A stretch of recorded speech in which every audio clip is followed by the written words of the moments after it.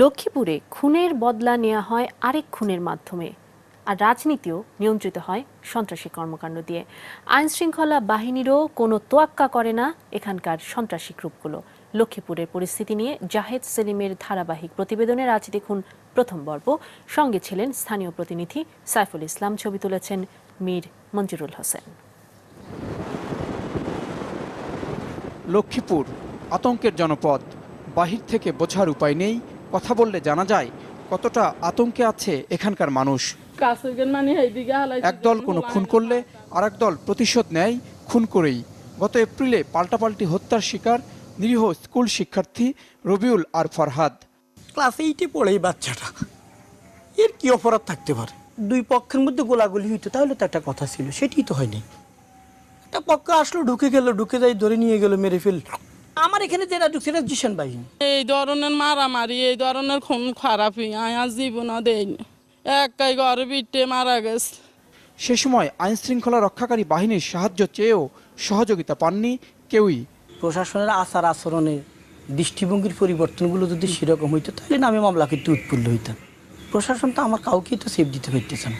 এই থানার পুলিশে আইছে, ওই ফায়ার সার্ভিসে আইছে, বেগে না 1 নম্বর হলের রূপে খাড়াই রয়েছে বেলে ইগুনে লাইতে হারে না।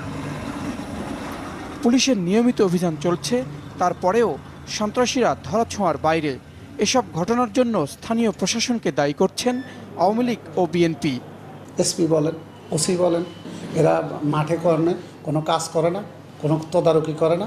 আর না করাতে ওদের নিচু শ্রেণী যে অফিসারগুলো আছে, এরা সন্ত্রাসী বলেন, মাদক ব্যবসায়ী বলেন, ওদের থেকে মাসলা নিয়ে এরা ওদেরকে উৎসাহ দিচ্ছে। ল এনফোর্সিং এজেন্সি এখানে নিরপেক্ষভাবে কাজ করে না বিধায় এখান থেকে সন্ত্রাস নির্মূল হচ্ছে না, অবৈধ অস্ত্র উদ্ধার হচ্ছে না। তবে ব্যর্থতার অভিযোগ নাকচ করলেন জেলা পুলিশ সুপার। আইন শৃঙ্খলা বাহিনী ব্যর্থ এটা বলা যাবে না। ব্যর্থ হলে তো আসলে বাংলাদেশে পুলিশ টিকে আছে কীভাবে, এবং খুব ভালোভাবে পুলিশ বাহিনী কাজ করছে বলে আমি মনে করি।